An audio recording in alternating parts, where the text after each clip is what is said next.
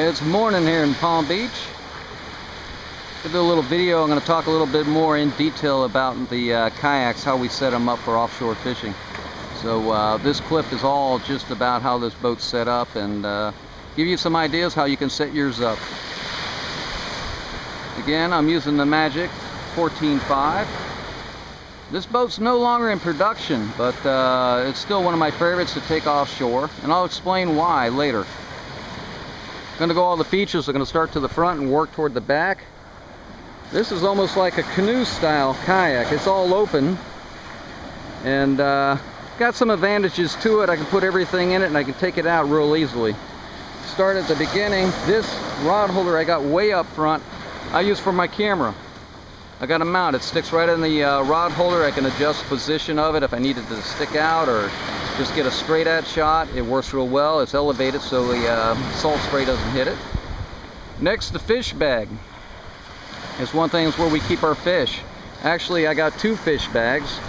This is a water trail bag, and it's inside another bag that I've just done worn out, and it's Creative Feathers bag that I have inside. So I put the two inside, put the water bottles in there, and that double insulation really does keep it cold. So if I do get the black fins, I put them in there.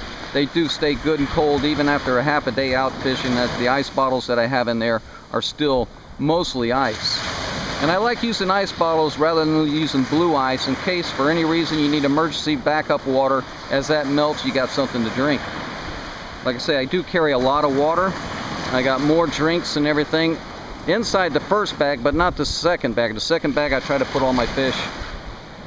Then I got the fish finder. One of the most important things for offshore fishing is having a good fish finder and a GPS. What I've always said is that 99% of the fish are in 1% of the water. So what I do is I target 1% of that water column to fish.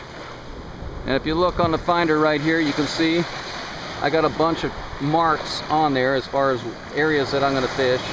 Some are wrecks, some are reefs, and some are ledges. The rod holder that I have up front, I use when it's securing a big fish. I got a rod holder up front that I can sit there easily, put the rod holder in. Also, if I'm trolling, I like to sit there and have the rod in front of me, basically so I can watch that rod tip. If I'm trolling along, I get weeds on my line, I can watch the tip of my rod, and if the action changes on the tip of that rod, then I know I got weeds on. I've had times when a very small fish has grabbed it, and I end up pulling a small fish around for 100 yards or so before I realized it was on there because it wasn't pulling drag. So I like to keep the rod up front. If I do get a hit, it's easy to access. Going back a little further, got the seat. Now this seat here is the reason why I still paddle this boat offshore. If you look at it, it is elevated.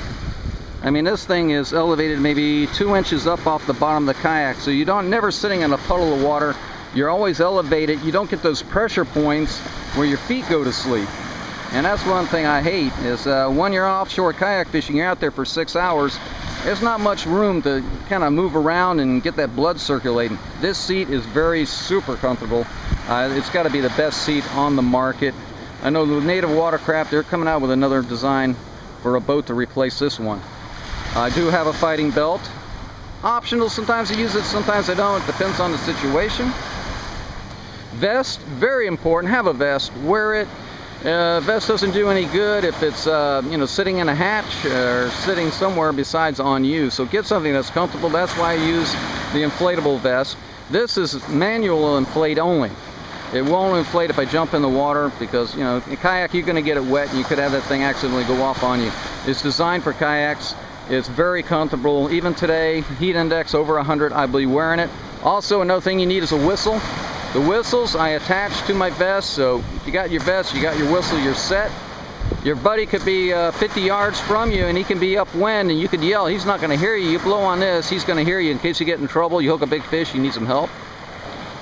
Another thing I like about this, on the back, there's a bag that hooks up to the back of this chair. I love to keep all my tackle. This is all the tackle I really carry for offshore fishing.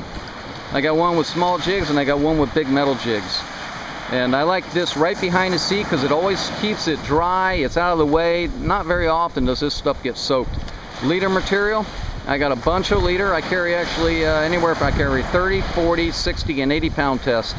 I'm using Stren. This stuff works very well, and I got it because sometimes if the bite's slow and the tuna are not hitting good, 30 pounds is going to work, where maybe 40 or 60 won't. And there's time when the fish are big, they're cutting me off. The kingfish are hitting hard, and I have to put a tip of 80 on it. Also, I got a marine radio. It's always good to have out here. Like I say, we're only going 2 miles out. There's a lot of boats out there. If I see a boat, I can talk to it. Also, it keeps me updated on weather. And very important to have, along with your cell phone. I keep this out. The cell phone I keep in a dry bag, and I keep it in my baggage compartment in the back. Also, let me dig it up here. Drift chute. Now, I haven't been able to I haven't had to use this, but if I hook a big fish, a tarpon off the beach or something offshore, and it's dragging me, and it's got its mind, it's going to Bimini, and wants to take me with it, I deploy this drift chute. It's on a trolley system, and the trolley system, I'm able to sit there and put some pressure on these fish. Also, I could use it if I hook a big amberjack on the wreck and I want to get off that wreck. I can put that sheet out, the current's going to catch it, help pull me off the wreck. Now, we power our batteries down here. This is my gear bag. It's a dry cell battery. You don't want to use a motorcycle battery. You don't want to use a lawnmower battery. This is a dry cell battery. What's nice about this is that you can turn it upside down. Nothing's going to leak out of it. It's rechargeable. And this is a 9 amp, 12 volt. They got all different sizes. I got this one at, I think Radio Shack had it. And they use it for alarm systems. These things work great for your electronics. It'll power it all day. Always have sunscreen, extra leader material, first aid kit. You know, I got a de-hooker in there. I got a venter. If you're going to catch fish, I'll be fishing in 200 to 300 feet of water, so I might have to vent fish. Also, got your gaff. I keep a gaff. Don't use it very often. But what I do use, move this stuff over here. I use a Berkeley lip grip. What's nice about this, I hook a big fish, I'm able to sit there, drop this, and just let it swim around while I secure my rod. This will hold the fish in place, and then I'm able to lift the fish, pull it inside the kayak. This works really good. And it's on this water trail bungee system. Let me clear this out of here a little bit so you can see it. This here works really good. It's a retractable.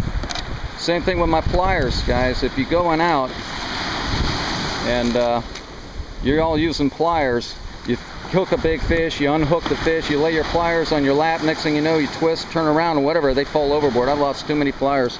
Now it's all hooked up, so even if I drop it, the pliers are coming back. The cord is long enough where I can extend it to get to wherever I need to in the kayak with these pliers, so it's a great thing to have. This thing here, I just hook it up to my footrest. It's ready to go, easy access. Gear bag, like I say, I put all kinds of gear in it. It's double-sided. I can put my lunch on one side, put some other gear on the other. Now going to the rocket launcher. I keep the rods up here. I like to keep them elevated. I use the Scotty holders. I'm not a big fan of having rod holders that are flush mounting to the kayak. I like these because, like I say, I can have them stick up, I can have them stick flat out, I can turn them in different directions. Also, I can lock the reels in. I can open this up, turn the rod around, and I can lock that reel into place if I'm in rough surf. So I really do like that. I like this rocket launcher system. It works well for me. The tires, these are wheelies. They're the big, really soft tire, but it works really good in soft sand. Kind of makes this like a four-wheel drive. It'll go across soft sand and no problem at all. Makes access to the beach really, really easy, and it's definitely worth the money. They're probably the most expensive kayak cartwheels on the market, but it's definitely worth it. Talk a little bit about some of the rods and reels that I use. I got a multiple set of rods on this for all different occasions. This is Garcia Ambassador 65C. It's been around for years, and I use this for trolling. I'll troll for kingfish on the way out, and I like the troll plug. Like I say, you're going basically almost a perfect trolling speed when you go anywhere in a kayak. So I always make a habit of trolling when I do go. Also back down over here, I got the Penn Torque International 100. Nice reel. I like this for jigging up grouper, for jigging up amberjacks, and also I use it for snook and tarpon inshore. It can be a great rod and reel outfit. I had it set up with the Sure Lure Squish. It's been my favorite jig out here. It's worked really well. Y'all watch the videos, you see me catch a lot of fish with this particular lure. Next reel. Let me get this out here. Okay, it's a Cardinal, Abu Garcia Cardinal. I've caught a lot of fish on that, from sailfish to you name it on these little reels. They've been very dependable.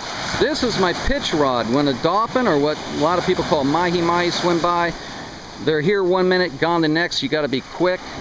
I like to just have a little DOA terrorizer.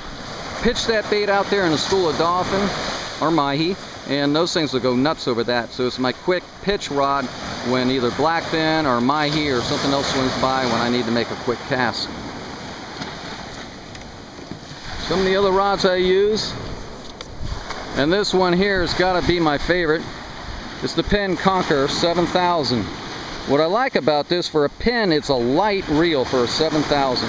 If you all fish the SS reels or the slammers, this thing feels like a feather compared to it. It has more drag and more power than those reels. It is an excellent jigging reel. If you go bigger than a 7000 spinner, you'll find in a kayak it gets a little uncomfortable if you use a really big spinner. This seems to be just the right size. It feels like a 5000 reel. It's super smooth. It has stopping power like you would not believe. I think up to 30 pounds of drag off this reel. And right now I got 50-pound braid in that spider wire Invisibraid. I went from 30 to 50 and it really made a difference. This has the drag to back up the 50-pound test that I have on there, and it really gives me an awesome stopping power. I'm using the Torque jigging rods made by Penn. These things have been extremely good. They're extremely lightweight and great for jigging, and also I use these things also inshore fishing. Big snook, big tarpon, this thing will beat them. It is great. I have the Conqueror 5000. I have that set up. That's my tuna rod. I got a smaller jig on it, and I got 30-pound braid.